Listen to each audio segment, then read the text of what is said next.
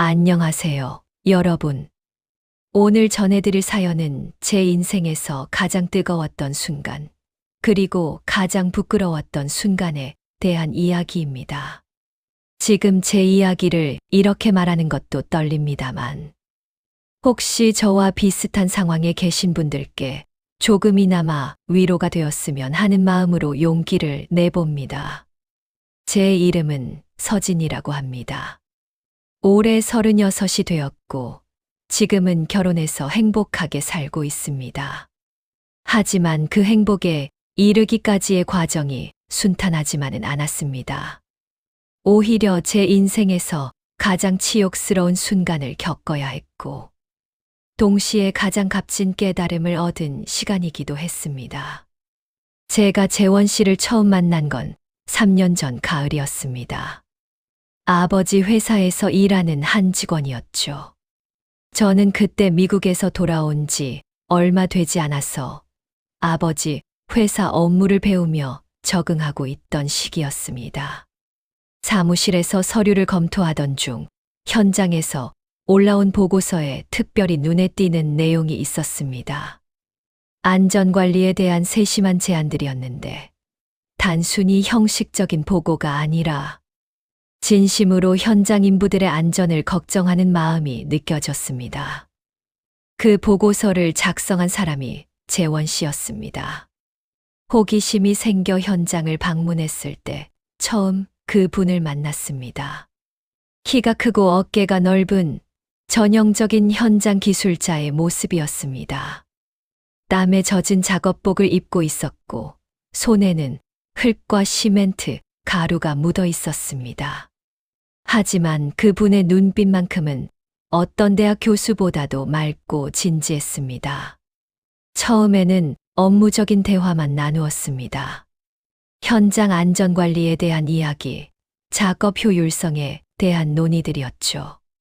그런데 이야기를 나누면 나눌수록 재원 씨의 깊이 있는 사고방식에 끌렸습니다. 학교에서 배운 이론이 아니라 현장에서 몸으로 부딪히며 체득한 지혜였습니다. 어떤 상황에서든 사람을 먼저 생각하는 마음, 작은 것 하나도 소홀히 하지 않는 성실함이 그 분의 모든 말과 행동에서 묻어났습니다. 그렇게 자연스럽게 가까워졌습니다. 처음에는 업무 관련 식사 자리였고, 그 다음에는 주말의 가벼운 산책이었고, 어느새 저는 재원 씨 없는 하루를 상상할 수 없게 되었습니다. 아버지께 재원 씨와 사귀고 있다고 말씀드렸을 때 아버지는 잠시 침묵하셨습니다. 그러다가 천천히 고개를 끄덕이시며 말씀하셨습니다. 좋은 사람이야. 아버지가 평생 살면서 만난 사람들 중에서도 손에 꼽을 만큼 믿을 수 있는 사람이지. 아버지의 그 말씀이 무슨 의미인지 저는 그때는 정확히 몰랐습니다. 그저 재원 씨가 성실한 직원이라는 정도로만 이해했죠. 하지만 나중에 알게 된 진실은 그보다 훨씬 더 깊고 무거운 의미를 담고 있었습니다. 결혼을 약속하고 1년이 지났습니다. 이제는 양가 부모님을 뵙고 정식으로 혼사를 진행할 때가 되었습니다. 재원 씨의 어머니, 그러니까 제 시어머니가 될 분과 시누이 분을 만나는 날이 다가왔습니다. 솔직히 말씀드리면 저는 그날이 두렵지 않았습니다. 오히려 기대했습니다. 재원 씨를 키우신 분들이니 분명 따뜻하고 좋은 분들일 거라고 생각했거든요. 그날 아침 저는 특별히 신경 써서 옷을 골랐습니다. 너무 화려하지도 너무 수수하지도 않은 베이지색 원피스를 선택했습니다. 머리는 단정하게 묶었고 화장도 자연스럽게 했습니다. 손에는 정성껏 준비한 선물 상자를 들었습니다. 시어머니께는 고급 한방 건강식품 세트를, 시누이에게는 유명 브랜드의 스카프를 준비했습니다. 호텔 라운지에서 만나기로 했습니다. 제가 먼저 도착해서 자리에 앉아 기다렸습니다. 손을 꼭 쥐었다 폈다를 반복했습니다. 떨린다기보다는 설렌다는 표현이 맞을 것 같습니다. 곧 제 가족이 될 분들을 만난다는 생각에 가슴이 두근거렸습니다. 그런데 시어머니와 시누이가 들어서는 순간 뭔가 이상한 느낌을 받았습니다. 제가 일어나서 정중하게 인사를 드렸는데 돌아온 건 차가운 눈빛이었습니다. 시어머니는 저를 위아래로 훑어보시더니 짧게 고개만 끄덕이셨습니다. 시누이는 아예 눈도 마주치지 않고 핸드폰만 들여다보고 있었습니다. 어머님, 처음 뵙겠습니다. 저는 서진이라고 합니다. 시어머니는 의자에 앉으시며 가방을 테이블 위에 툭 놓으셨습니다. 그래요. 우리 재원이가 소개한 여자가 당신이군요.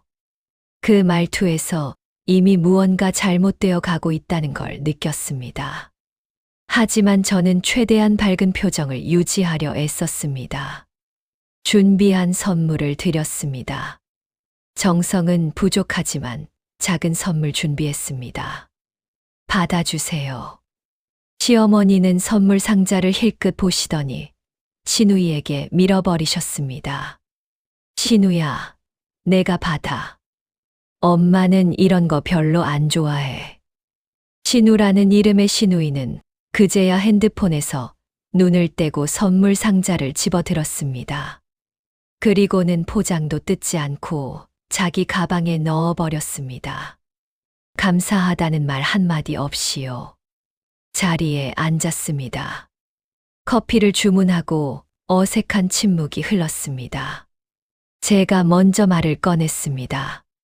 재원 씨한테 많이 들었습니다.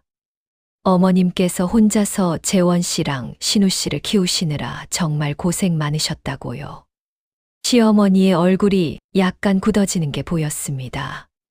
그래요.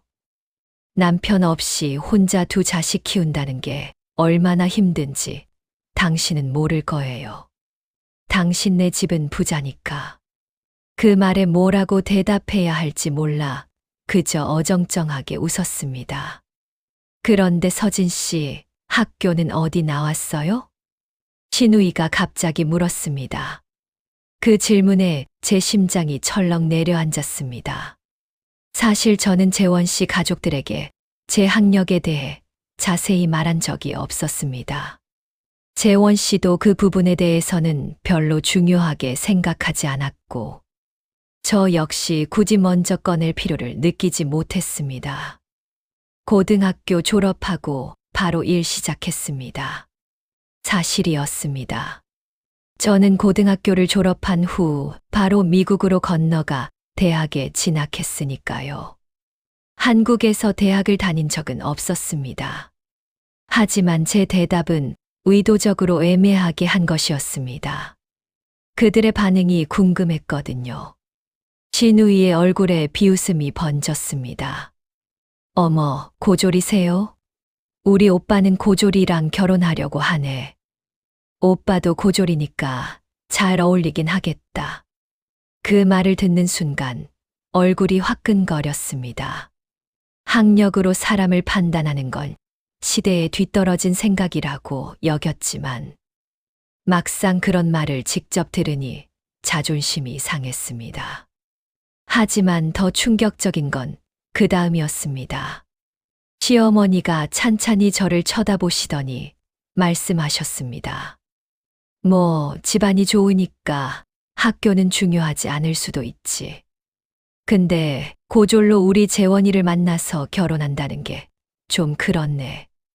혹시 재산 노리고 접근한 건 아니죠?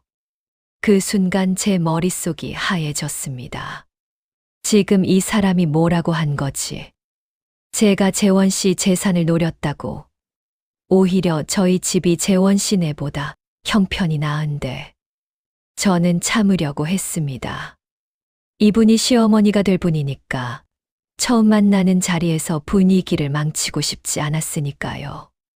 그래서 억지로 미소를 지으며 말했습니다.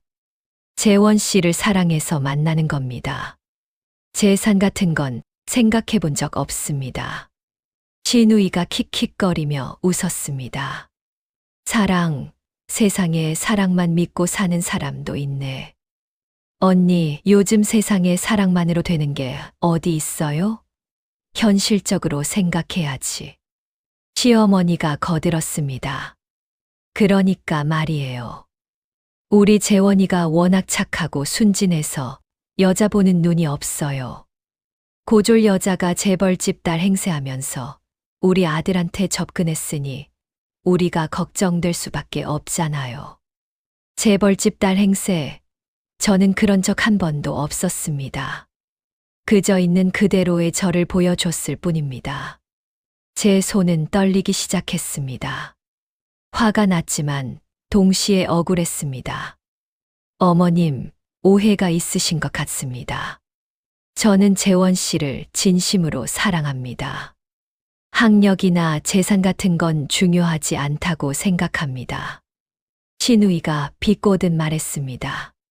학력이 중요하지 않다고요. 그럼 왜 우리 오빠는 공부 못한다고 놀리는 사람들이 그렇게 많았을까요? 중학교 때부터 얼마나 무시당했는지 아세요? 고졸이라고 취업할 때마다 차별받고 승진에서도 밀리고 그런 걸 겪어보지 않은 사람이 쉽게 학력이 중요하지 않다고 말하는 거예요. 그 말에 저는 할 말을 잃었습니다. 맞는 말이었으니까요. 저는 학력 차별을 경험해 본 적이 없었습니다. 오히려 반대였죠. 하지만 그렇다고 해서 제가 재원 씨를 무시하거나 업신여긴 적은 단 한 번도 없었습니다. 재원 씨는 훌륭한 분입니다. 학력과 관계없이 성실하고 책임감 있고 시어머니가 제 말을 잘랐습니다. 훌륭하다는 건 당신 기준이죠. 세상은 그렇게 안 봐요. 우리 재원이가 아무리 성실해도 고졸이라는 꼬리표는 평생 따라다녀요.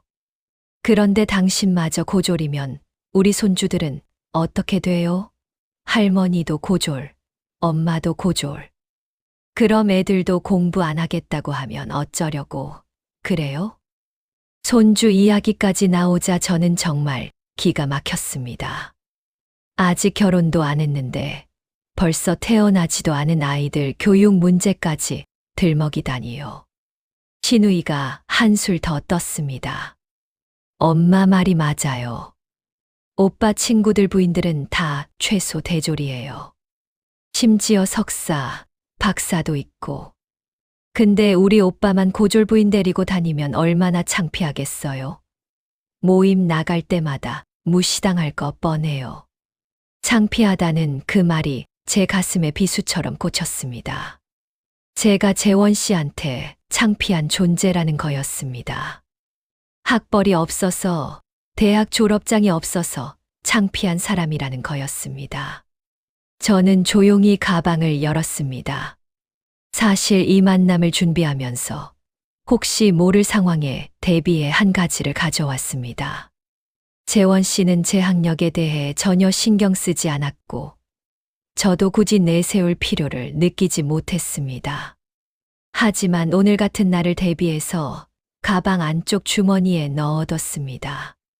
파일 하나를 꺼냈습니다. 투명한 클리어 파일 안에 한 장의 증서가 들어 있었습니다. 저는 그것을 조심스럽게 테이블 위에 놓았습니다. 시어머니와 시누이가 동시에 그것을 내려다봤습니다. 처음에는 무심하게 보다가 점점 눈이 커지기 시작했습니다. 시어머니의 손이 미세하게 떨렸고 시누이는 입을 벌린 채 굳어버렸습니다. 하버드 대학교 졸업증서였습니다. 경영학 학사, 최우등 졸업. 제 이름이 선명하게 새겨져 있었습니다. 저는 고등학교 졸업하고 바로 일 시작했다고 말씀드렸습니다. 한국에서 대학 다닌 적은 없으니까요. 하지만 미국에서는 다녔습니다. 하버드에서 4년, 그 후 대학원에서 2년 더 공부했습니다. 경영학 석사까지 마쳤습니다. 시어머니의 얼굴이 창백해졌습니다. 시누이는 말을 잃고 그저 증서를 빤히 쳐다볼 뿐이었습니다. 저는 이걸 자랑하려고 가지고 다니지 않습니다. 종이 한 장이 사람의 가치를 증명하지 않는다고 생각하거든요. 그래서 재원 씨한테도 굳이 말하지 않았습니다. 재원 씨도 제 학력에 관심이 없었고요. 우리는 서로의 마음을 보고 사랑하게 됐으니까요. 제 목소리는 떨리지 않았습니다. 오히려 차분했습니다. 하지만 어머님과 신우 씨께서 제 학력이 그렇게 중요하시다면 보여드려야 할 것 같아서 가져왔습니다. 이제 제가 재원 씨한테 창피한 존재는 아니겠죠. 시어머니가 헛기침을 했습니다. 아니, 그게 우리가 오해를... 아니에요. 오해가 아닙니다. 어머님께서는 분명히 말씀하셨어요. 고졸이라서 재산을 노렸을 거라고, 손주들 교육이 걱정된다고, 제가 재원 씨한테 창피한 존재라고요. 신우이가 급하게 변명했습니다. 언니, 우리가 그런 뜻으로 한 말이 아니라. 그럼 어떤 뜻이었나요? 제가 잘못 들은 건가요? 침묵이 흘렀습니다. 라운지의 은은한 배경음악만 들렸습니다. 다른 테이블 손님들의 대화 소리, 커피 잔이 부딪히는 소리. 하지만 우리 테이블만큼은 무거운 정적이 감돌았습니다. 시어머니가 어색하게 웃으며 태도를 바꿨습니다. 서진 씨, 우리가 너무 긴장해서 말을 잘못한 것 같네요. 하버드라니, 세상에. 우리 며느리가 하버드 출신이라니. 그 말에 소름이 돋았습니다. 불과 5분 전까지만 해도 저를 고졸이라고 무시하고 조롱하던 사람이 하버드 졸업장 하나 보고는 태도를 180도 바꾸다니요. 신우이도 급하게 말을 바꿨습니다. 맞아요, 언니. 우리가 오해한 거예요. 처음 만나는 자리라 서로 긴장해서 그랬어요. 언니가 그렇게 훌륭한 분인 줄 몰랐어요. 훌륭하다는 게 뭔가요? 5분 전까지 저는 그대로였는데. 종이 한 장 보여드렸다고 갑자기 훌륭한 사람이 된 건가요? 학벌이 사람의 가치를 결정하는 건가요? 제 목소리가 차갑게 식어갔습니다. 어머님, 신우 씨. 저는 하버드를 나왔지만 그게 저를 특별하게 만들지 않습니다. 고졸이든 대졸이든 석사든 박사든 그건 단지 어떤 교육 과정을 거쳤느냐의 차이일 뿐입니다. 사람의 진짜 가치는 그런 게 아니에요. 시어머니가 당황한 표정으로 말했습니다. 물론이죠, 물론. 우리도 그렇게 생각해요. 정말요? 그럼 제가 하버드가 아니라 정말 고졸이었다면 어떻게 하실 건가요? 지금처럼 웃으며 며느리라고 받아주실 건가요? 아니면 재원 씨한테 저랑 헤어지라고 하실 건가요? 두 사람은 대답하지 못했습니다. 대답할 수 없었겠죠. 답은 뻔했으니까요. 저는 증서를 다시 파일에 넣고 가방에 집어넣었습니다. 오늘 이 자리는 저에게 큰 깨달음을 주었습니다. 사람을 겉모습으로만 판단하는 게 얼마나 위험한지, 그리고 그런 판단이 누군가에게 얼마나 큰 상처를 주는지 말이에요. 시어머니가 급하게 말했습니다. 서진 씨, 오해하지 마세요. 우리가 진짜 그런 뜻으로. 오해가 아니에요. 어머님 말씀 하나하나 다 기억하고 있습니다. 재산 노렸다고, 손주 교육 걱정된다고, 창피하다고. 그 말들 다 진심이었잖아요. 신우이가 변명하듯 말했습니다. 언니, 우리도 살면서 힘든 일이 많았어요. 오빠가 고졸이라고 얼마나 무시당했는지 아세요? 그래서 예민했던 거예요. 이해해 주세요. 이해하라고요? 여러분이 당한 학력 차별이 억울했어. 저한테 똑같은 짓을 하는 게 이해가 돼요. 그게 정당화되나요? 저는 일어서려고 했습니다. 더 이상 이 자리에 있고 싶지 않았습니다. 그때 시어머니가 제 손을 잡았습니다. 서진 씨, 제발 앉아요. 우리가 잘못했어요. 진심으로 사과할게요. 처음 만나는 자리에서 너무 긴장한 나머지 말을 함부로 했네요. 사과가 아니에요. 어머님은 지금 제가 하버드 출신이라는 걸 알았으니까 사과하시는 거잖아요. 제가 정말 고졸이었다면 사과는커녕 더 심한 말을 하셨을 거예요. 시어머니의 얼굴이 굳어졌습니다. 제 말이 사실이었으니까요. 신우이가 애원하듯 말했습니다. 언니, 우리 한 번만 봐줘요. 우리도 오빠 행복했으면 좋겠어서. 그래요. 오빠가 언니 좋아하는 거 알아요.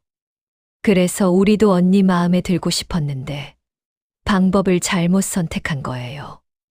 마음에 들고 싶어서 그렇게 무시하고 조롱한 건가요? 그게 사람을 대하는 방법이에요. 저는 가방을 들었습니다. 정말로 자리를 뜨려고 했습니다. 그런데 그때 익숙한 목소리가 들렸습니다. 서진아. 뒤를 돌아보니 재원 씨가 서 있었습니다. 언제 온 건지 모르겠지만 표정을 보니 우리의 대화를 어느 정도 들은 것 같았습니다. 재원 씨는 천천히 우리 테이블로 다가왔습니다. 시어머니와 신우이를 차례로 쳐다봤습니다. 어머니, 신우야. 서진한테 뭐라고 한 거야? 시어머니가 당황하며 말했습니다. 재원아, 오해야. 우리가 그냥. 어머니, 저한테 거짓말하지 마세요. 다 들었어요. 서진을 고졸이라고 무시하고 재산 노렸다고 하고 창피하다고 한 거 다 들었어요. 시어머니의 얼굴이 새하얗게 변했습니다. 재원 씨는 제 손을 잡았습니다. 서진아, 미안해. 우리 어머니와 동생이 너한테 상처 주는 말을 했구나. 내가 대신 사과할게. 재원 씨, 아니에요. 아니야. 어머니와 신우가 잘못한 거야. 사람을 학력으로 판단하는 게 얼마나 잘못된 건지 어머니가 제일 잘 아시잖아요. 어머니도 나 때문에 그런 무시 많이 당하셨으면서 어떻게 다른 사람한테 똑같은 짓을 하실 수 있어요? 시어머니가 입술을 깨물었습니다. 반박할 말이 없는 표정이었습니다. 재원 씨는 저를 바라보며 말했습니다. 서진아, 우리 가자. 이런 사람들 앞에 더 있을 이유 없어. 시어머니가 급하게 말했습니다. 재원아, 엄마가 잘못했어. 한 번만 봐줘. 서진 씨한테도 다시 사과할게.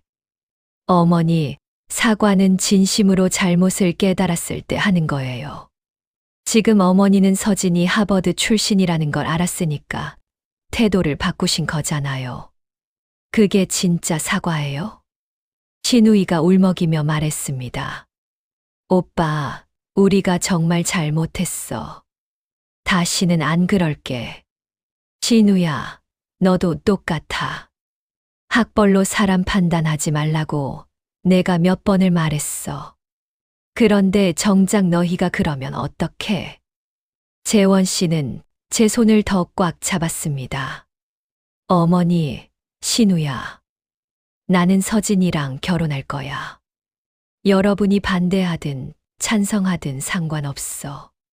서진이는 내 인생에서 가장 소중한 사람이야. 그 사실은 변하지 않아. 재원 씨. 서진아, 가자. 여기서 더 시간 낭비하지 말고. 재원 씨는 제 손을 이끌고 라운지를 나섰습니다. 뒤에서 시어머니와 신우이가 뭐라고 부르는 소리가 들렸지만 우리는 돌아보지 않았습니다. 호텔 밖으로 나오자 시원한 바람이 불었습니다. 제 뜨거워진 얼굴을 식혀주는 것 같았습니다. 재원 씨는 제 손을 놓지 않고 계속 걸었습니다. 한참을 걷다가 작은 공원 벤치에 앉았습니다. 서진아, 정말 미안해. 재원 씨의 목소리가 떨렸습니다. 내 가족 때문에 너한테 상처 줘서 미안해. 어머니와 신우가 그럴 줄 몰랐어. 저는 고개를 저었습니다. 재원 씨 잘못 아니에요. 재원 씨도 힘들었을 거예요. 재원 씨는 깊은 한숨을 쉬었습니다. 사실 나도 평생 그런 소리 들으며 살았어. 고졸이라고, 공부 못한다고, 출세 못한다고. 처음에는 화났지만 나중에는 그냥 무뎌졌어. 하지만 그게 너한테까지 전해질 줄은 몰랐어. 저는 재원 씨의 손을 꽉 잡았습니다. 재원 씨, 저는 재원 씨의 학력 때문에 사랑하는 게 아니에요. 재원 씨의 마음, 성실함, 책임감, 그런 것들 때문에 사랑하는 거예요. 재원 씨가 저를 바라봤습니다. 눈가가 붉어진 것 같았습니다. 고마워, 서진아. 너 같은 사람을 만난 게 내 인생 최고의 행운이야. 그날 밤 집으로 돌아와 침대에 누웠지만 잠이 오지 않았습니다. 오늘 있었던 일들이 머릿속을 맴돌았습니다. 시어머니와 신우의 차갑던 눈빛, 조롱하던 목소리, 그리고 하버드 증서를 본 후 급변하던 태도까지. 저는 천장을 바라보며 생각했습니다. 왜 사람들은 학력으로 다른 사람을 판단할까? 왜 종이 한 장이 그렇게 중요할까? 그리고 문득 한 가지 기억이 떠올랐습니다. 4년 전 여름이었습니다. 제가 미국에서 학업을 마치고 한국으로 돌아오기 직전이었습니다. 아버지한테서 급한 전화가 왔습니다. 서진아, 아빠가 사고 났어. 무슨 사고요? 아빠 괜찮으세요? 병원에 있어. 다행히 큰 부상은 아니야. 너무 놀라지 마. 전화를 끊고 급하게 비행기표를 예약했습니다. 원래 계획보다 일주일 앞당겨서 귀국했습니다. 인천공항에 도착하자마자 택시를 타고 병원으로 달려갔습니다. 아버지는 병실 침대에 누워 계셨습니다. 머리에 붕대를 감고 팔에는 깁스를 하고 계셨습니다. 어머니가 옆에서 울고 계셨습니다. 아빠, 무슨 일이에요? 아버지는 약한 미소를 지으며 말씀하셨습니다. 걱정하지 마. 금방 나을 거야. 어머니한테서 자초지종을 들었습니다. 건설 현장에서 사고가 있었다고 했습니다. 폭우가 쏟아지던 날 밤, 갑자기 옹벽이 무너졌고 아버지가 그 아래 깔렸다고 했습니다. 다행히 한 직원이 목숨 걸고 구조해서 큰 부상 없이 살아났다고 했습니다. 누가 구해 주셨어요? 어머니가 대답했습니다. 젊은 기술자래. 이름이 뭐더라? 재원이라고 했어. 그 이름을 들었을 때는 아무 느낌이 없었습니다. 그저 고마운 분이구나 라고만 생각했죠. 며칠 후 아버지 병문안을 왔던 그 젊은 기술자를 만났습니다. 키가 크고 어깨가 넓은 건장한 체격의 남자였습니다. 작업복을 입고 있었고 손에는 흙이 묻어 있었습니다. 사장님, 괜찮으세요? 재원 씨의 목소리는 걱정으로 가득했습니다. 자네 덕분에 살았어. 정말 고맙네. 아닙니다. 당연히 해야 할 일을 했을 뿐입니다. 그때는 재원 씨와 간단하게 인사만 나누고 헤어졌습니다. 하지만 그 후로 아버지는 재원 씨 이야기를 자주 하셨습니다. 그 친구 참 좋은 친구야. 성실하고 책임감도 강하고 우리 회사에서 제일 믿을 만한 사람이지. 나중에 어머니한테 그날 밤 이야기를 자세히 들었습니다. 그날 폭우가 엄청났대. 현장 감독이 작업 중단하라고 했는데 옹벽 점검만큼은 해야 한다고 내 아빠가 고집을 부렸어. 그런데 갑자기 옹벽이 무너지면서 내 아빠가 깔린 거야. 그럼 재원 씨는 어떻게? 그 친구가 포크레인을 몰고 와서 흙더미를 걷어냈대. 다른 사람들은 위험하다고 말렸는데 그 친구 혼자 들어가서 내 아빠를 구해냈어. 의식이 없는 내 아빠한테 심폐소생술도 하고 119조대가 올 때까지 응급처치도 하고 의사 선생님이 그러시더라. 5분만 늦었어도 위험했을 거라고. 저는 그 이야기를 들으며 가슴이 뭉클했습니다. 자기 목숨을 걸고 아버지를 구해준 사람. 그게 바로 재원 씨였습니다. 어머니는 그날 밤의 상황을 더 자세히 말씀해 주셨습니다. 현장 사람들이 다 말했대. 그 친구가 얼마나 용감했는지. 폭우 속에서 무너진 옹벽 아래로 뛰어들어간 거야. 다른 사람들은 2차 붕괴가 올까봐 무서워서 못 들어갔는데 그 친구만 들어간 거지. 그리고 어머니는 재원 씨가 했다는 말을 전해 주셨습니다. 사람 목숨이 걸린 일인데 어떻게 가만히 있어요? 당연히 구해야죠. 그 말을 들었을 때 저는 재원 씨가 어떤 사람인지 알 것 같았습니다. 자신의 안전보다 다른 사람의 생명을 먼저 생각하는 사람. 위험한 상황에서도 용기를 내는 사람. 그게 바로 재원 씨였습니다. 나중에 재원 씨 본인한테 그날 이야기를 물어봤을 때 재원 씨는 담담하게 대답했습니다. 특별한 건 없었어. 그냥 눈앞에서 사람이 죽어가는데 가만히 있을 수 없잖아. 무섭지 않으셨어요? 옹벽이 또 무너질 수도 있었잖아요. 무서웠지. 하지만 사장님을 그냥 둘 수는 없었어. 사장님은 우리 직원들 챙기시느라 현장 나오신 거니까. 재원 씨는 그날 밤 자신이 한 일을 대단하게 생각하지 않았습니다.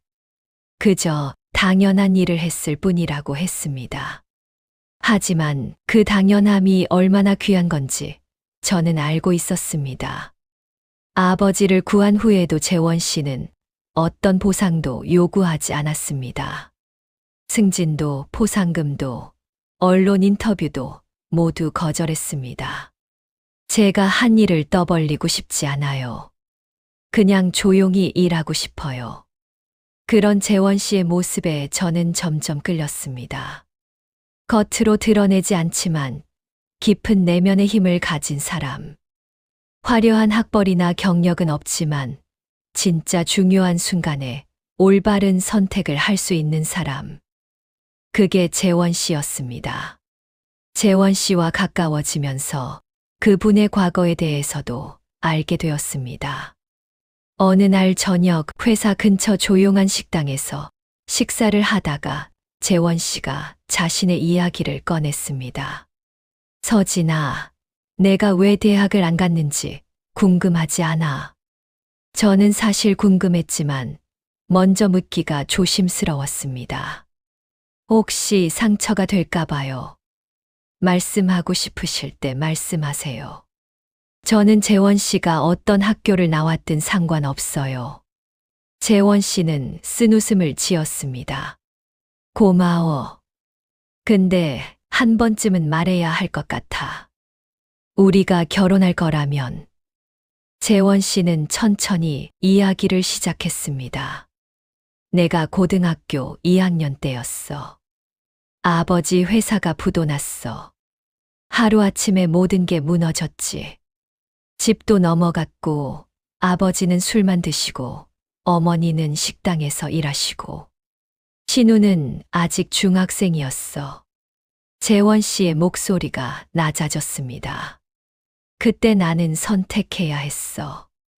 대학 가려면 돈이 필요한데 그 돈으로 가족을 먹여 살려야 할지 아니면 내 미래를 위해 쓸지.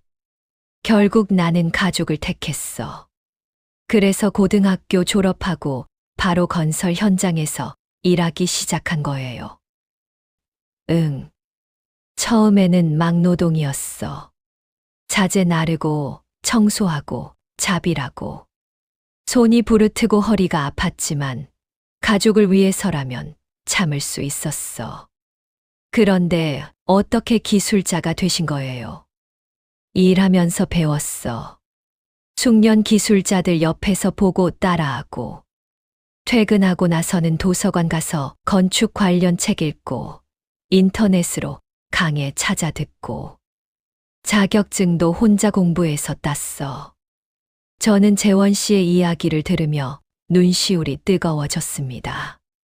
얼마나 힘들었을까요? 대학 가고 싶었을 텐데, 친구들은 캠퍼스 생활을 즐기는데, 혼자 현장에서 땀 흘리며 일해야 했던 그 시간들이, 그렇게 10년 넘게 일하다 보니 여기까지 온 거야. 학벌은 없지만 실력만큼은 누구한테도 뒤지지 않는다고 자부해. 재원 씨, 저는 재원 씨가 자랑스러워요. 재원 씨가 놀란 표정으로 저를 봤습니다. 대학 졸업장보다 훨씬 값진 걸 배우셨잖아요. 책임감, 끈기, 희생. 그런 건 학교에서 배울 수 없는 거예요. 재원 씨의 눈가가 붉어졌습니다. 고마워, 서진아. 내가 그렇게 말해주니까 지난 시간들이 헛되지 않았다는 생각이 들어. 그날 밤 집으로 돌아오는 길에 저는 많은 생각을 했습니다. 우리 사회가 학벌을 얼마나 중요하게 여기는지, 그리고 그 학벌이 실제로 사람의 가치를 판단하는 기준이 되어버렸다는 사실이 씁쓸했습니다. 저는 하버드를 나왔습니다. 좋은 교육을 받았고 많은 걸 배웠습니다. 하지만 그게 저를 재원 씨보다 나은 사람으로 만들지는 않았습니다. 오히려 재원 씨한테서 배울 게 더 많았습니다. 위기의 순간에 다른 사람을 구할 수 있는 용기, 가족을 위해 자신의 꿈을 포기할 수 있는 희생정신, 어떤 상황에서도 포기하지 않고 배우려는 의지. 이런 것들은 대학 강의실에서 배울 수 없는 것들이었습니다. 재원 씨는 학교가 아니라 삶이라는 더 큰 교실에서 배운 것들이었습니다. 시어머니와 시누이는 제 하버드 졸업장을 보고 태도를 바꿨습니다. 하지만 그게 무슨 의미가 있을까요? 종이 한 장이 사람의 진심을 바꿀 수 있나요? 그들은 여전히 학벌로 사람을 판단하는 사람들이었습니다. 단지 제가 그 기준을 통과했을 뿐이었습니다. 저는 생각했습니다. 만약 제가 정말 고졸이었다면 어땠을까? 그들은 저를 며느리로 받아들이지 않았겠죠. 재원 씨와 헤어지라고 압박했을 겁니다. 그리고 재원 씨는 얼마나 힘들어 했을까요? 그 생각을 하니 화가 났습니다. 동시에 슬펐습니다. 왜 우리 사회는 이렇게 되어버린 걸까? 언제부터 졸업장이 사람의 가치를 결정하게 된 걸까? 그날 이후 시어머니와 시누이한테서 여러 번 연락이 왔습니다. 문자 메시지도 오고 전화도 왔습니다. 모두 사과하고 싶다는 내용이었습니다. 재원 씨는 냉담하게 반응했습니다. 진심 어린 사과가 아니야. 내가 하버드 출신이라는 걸 알았으니까 태도를 바꾼 거지. 그게 무슨 의미가 있어? 저도 동감했습니다. 하지만 동시에 재원 씨의 가족이기도 했습니다. 언젠가는 관계를 회복해야 했습니다. 재원 씨, 저는 어머님과 신우 씨를 용서할 수 있어요. 하지만 한 가지 조건이 있어요. 뭔데? 진심으로 잘못을 깨달으셨을 때만 만날 거예요. 제 학력 때문이 아니라 사람을 학벌로 판단한 게 잘못됐다는 걸 깨달으셨을 때요. 재원 씨가 제 손을 잡았습니다. 고마워, 서진아. 내가 그렇게 생각해줘서. 몇 주가 지났습니다. 그러던 어느 날 재원 씨한테서 전화가 왔습니다. 서진아, 어머니가 만나자고 하시는데 괜찮아? 무슨 일이세요? 직접 만나서 말씀하고 싶으시대. 이번에는 진심인 것 같아. 저는 망설였지만 결국 만나기로 했습니다. 이번에는 작은 카페에서 만났습니다. 시어머니는 혼자 오셨습니다. 서진 씨, 와줘서 고마워요. 시어머니의 목소리는 지난번과 달리 부드러웠습니다. 하지만 저는 경계를 늦추지 않았습니다. 오랫동안 생각했어요. 내가 왜 그렇게 말했는지, 왜 서진 씨를 그렇게 대했는지. 솔직히 말하면 열등감 때문이었어요. 시어머니는 커피잔을 들었다가 내려놓으며 계속 말했습니다. 나도 고졸이에요. 그래서 평생 무시당하며 살았어요. 재원이 아버지 회사 부도나고 혼자 아이들 키우면서 식당, 공장, 청소. 안 해본 일이 없어요. 그때마다 대졸 사람들한테 무시당했어요. 저는 조용히 들었습니다. 그래서 재원이만큼은 좋은 대학 보내고 싶었는데 형편이 안 됐어요. 재원이가 대학 포기하고 일하겠다고 했을 때 속으로 얼마나 울었는지 몰라요. 내 자식을 제대로 교육시키지 못한 것 같아서. 시어머니의 눈가가 붉어졌습니다. 그런 열등감이 있었나 봐요. 그래서 서진 씨를 봤을 때 재벌집 딸이 우리 재원이한테 접근했다는 게 못 믿겼어요. 분명 뭔가 속셈이 있을 거라고 생각했어요. 그게 서진 씨한테 상처 주는 말로 나온 거예요. 저는 시어머니의 말을 이해할 수 있었습니다. 상처받은 사람이 다른 사람한테 상처를 주는 경우가 많으니까요. 하지만 어머님, 그게 제가 당한 모욕을 정당화하지는 않아요. 알아요. 변명하려는 게 아니에요. 잘못했어요. 진심으로 사과해요. 시어머니는 고개를 깊이 숙였습니다. 저는 잠시 침묵했다가 말했습니다. 어머님, 저를 용서해 달라고 하시는 거예요? 아니면 제가 하버드 출신이라는 걸 알았으니 며느리로 인정하시겠다는 거예요? 시어머니가 고개를 들었습니다. 둘 다예요. 아니, 솔직히 말하면 처음에는 후자였어요. 서진 씨가 하버드 출신이라는 걸 알고 태도를 바꿨어요. 그게 부끄러워요. 시어머니는 눈물을 닦았습니다. 하지만 생각하면 할수록 내가 얼마나 잘못했는지 알겠더라고요. 내가 평생 학벌 때문에 무시당하면서 살았으면서 정작 나도 똑같은 짓을 한 거잖아요. 그게 제일 부끄러워요. 저는 시어머니의 눈을 바라봤습니다. 진심이 보였습니다.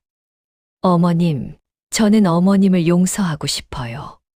하지만 약속해 주세요. 다시는 누구도 학벌로 판단하지 말아주세요. 약속할게요. 그리고 서진 씨, 재원이를 잘 부탁해요. 우리 아들이 좋은 사람 만나서 다행이에요. 그렇게 우리는 화해했습니다. 완벽하지는 않았지만 시작이었습니다. 며칠 후 재원 씨와 저는 결혼식 날짜를 잡았습니다. 성대한 결혼식은 원하지 않았습니다. 가까운 가족과 친구들만 초대해서 작은 예식장에서 조촐하게 하기로 했습니다. 결혼식 날 저는 순백의 드레스를 입고 버진로드를 걸었습니다. 아버지의 팔을 잡고 한 걸음씩 나아갔습니다. 제단 앞에는 재원 씨가 서 있었습니다. 깔끔한 턱시도를 입었지만 손은 여전히 일하는 사람의 손이었습니다. 거칠지만 따뜻한 손이었습니다. 시어머니와 시누이도 참석했습니다. 이번에는 진심 어린 축복의 눈빛으로 저희를 바라봤습니다. 주례 없이 진행되는 시기였습니다. 대신 저희가 직접 준비한 서약서를 낭독했습니다. 재원 씨가 먼저 말했습니다. 서진아, 나는 너한테 화려한 학벌을 줄 수 없어. 큰 집이나 비싼 차도 당장은 어려워. 하지만 한 가지는 약속할 수 있어. 평생 너를 소중히 여기고 너를 위해 최선을 다하겠어. 힘들 때는 내 옆에 있을게. 기쁠 때는 함께 웃을게. 그게 내가 너한테 줄 수 있는 전부야. 저는 눈물을 참으며 대답했습니다.